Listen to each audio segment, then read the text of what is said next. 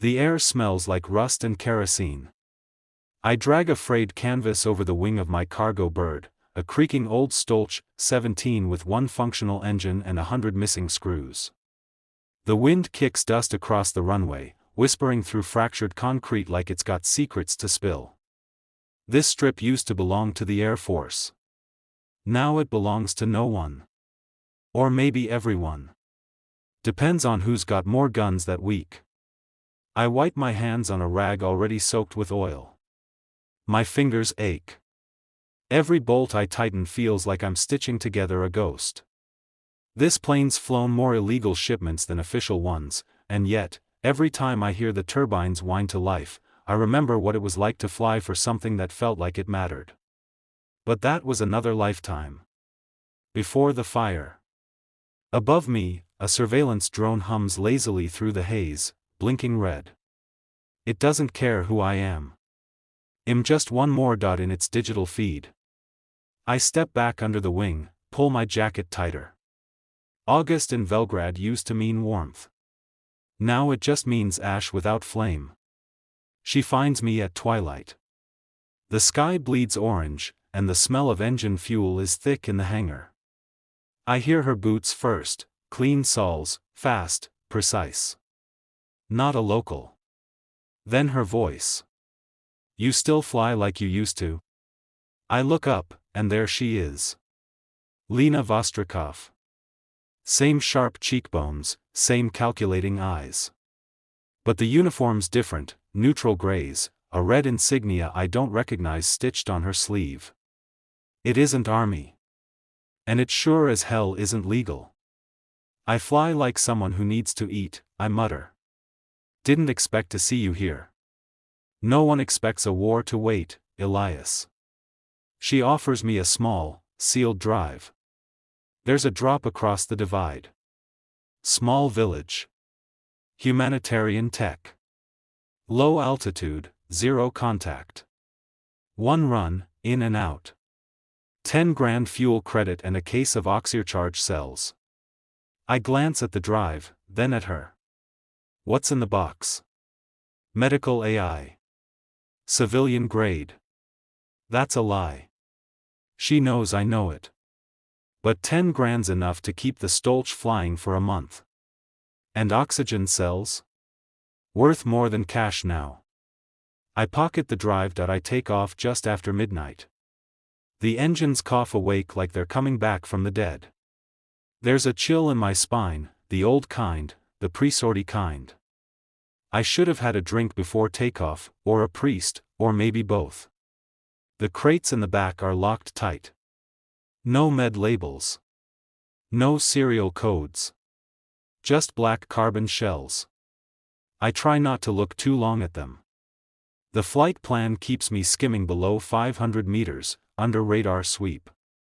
It's a dance I've done 100 times, through valleys, past burned-out towns, hugging the terrain like it might bite. Halfway through the range, static bursts in my comms. Do you copy? Birdwatcher to Shadowcraft, come in. I kill the comms. Nobody's supposed to be out here. Then I see it, 2 flashes in the forest below. Launch trails. No warning. Missiles scream past the wing, one catches the tail. The world flips sideways. I slam the controls, try to level. The mountains rear up like fists. Then the sky tears open. Pain is the first thing that returns. Then heat. Then silence. My plane is wreckage, half sunk into a ravine, flames licking the undercarriage. Blood soaks through my left sleeve. The crates, one split open. No medtech, no food. Just a sleek, humming cylinder the size of my forearm, military grade. With a glowing Belgrade Army seal etched into its base. Lena lied. Whatever this is, it was never meant for saving lives. I stagger to my feet. The forest around me crackles and snaps, fire pushing into the brush. I hear voices. Not rescue. Orders barked in a language I don't recognize. Rifles click. Shadows emerge from the smoke. Hands where we can see them. I lift my arms. Too slow. Something slams into the back of my skull. Darkness takes me. I wake in a place colder than death. Concrete ceiling. Fluorescent buzz. My head rings like a shot bell. A man sits across from me in a metal chair, arms folded. Scar on his jaw. Eyes like ice water. Commander Kirill Drazen. I've seen his face on loyalist kill lists, on rebel murals, on drone feeds dissecting footage from bombing raids. You crash well, he says. Thanks. I practice. He leans forward. You know what was in that shipment, Kovac?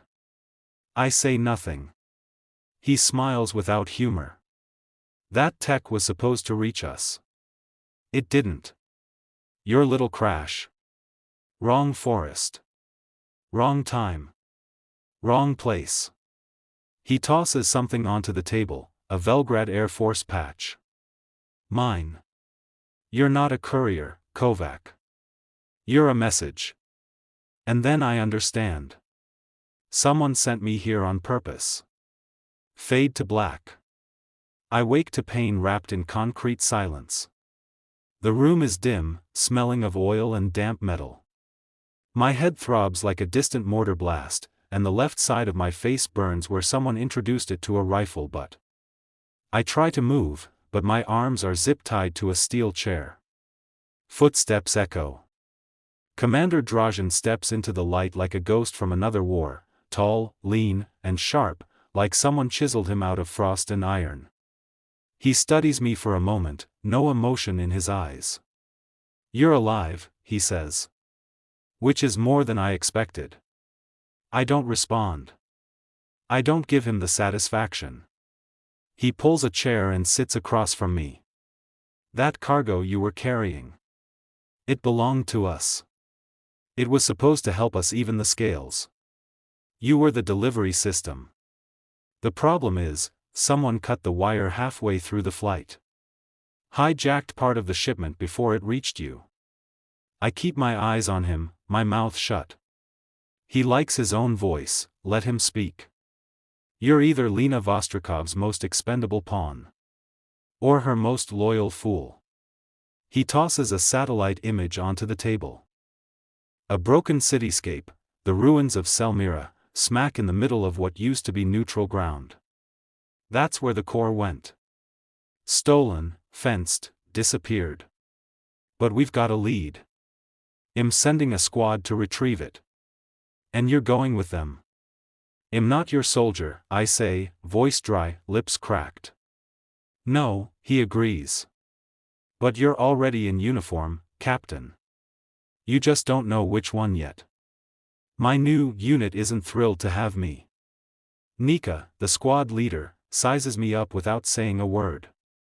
Her eyes are narrow, focused, the kind that have seen too many kill zones. She's all sharp lines and restraint. Tomaz, her second, offers a wry smile as he checks his rifle's magazine, like we're already in a bad joke. Then there's Sasha. Barely more than a kid, with a rifle nearly as long as his arm and a chip on his shoulder sharp enough to cut steel. He doesn't try to hide his contempt. We're bringing a coward? He mutters. Why not just call in an airstrike on ourselves and get it over with? I don't rise to it. I'm not here to prove anything to him. I just want answers. And maybe, quietly, revenge. We set out under cover of night. The world outside Drazen's bunker is different, colder, emptier. Velgrad's war has hollowed it out, turned cities into shadows. Every building we pass is a tomb with graffiti. Every step we take echoes in places where screams used to live. Selmira is worse. We enter through the shell of a burned-out checkpoint. The city once held 500,000 people. Now it's a ghost town, twisted rebar, blackened husks of cars, bones in alleyways. A pack of feral dogs scatters as we move through. Somewhere in the distance, a drone whines. We duck under a collapsed skybridge and keep moving. We find Ilian, Nika says over comms. He gets us to the buyer. Ilian. The black market trader with more blood money than morals. But before we get near him, we hit trouble. A loyalist scout patrol, 6 men in urban camo, round a corner as we cross an old tram line. For a split second, everyone freezes. Sasha acts first. He fires before I can shout, dropping one with a clean headshot. But now they're all firing. The air fills with smoke and heat.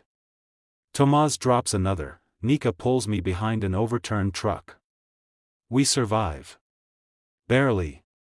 One of the scouts escapes, running hard into the ruins. We don't follow. Afterward, I grab Sasha's shoulder and shove him back. You nearly got us killed. I did what needed doing, he snaps. You wouldn't understand. Next time, follow orders. I don't take orders from traitors. Nika steps between us, voice cold. Enough. Ilian's close. Keep moving.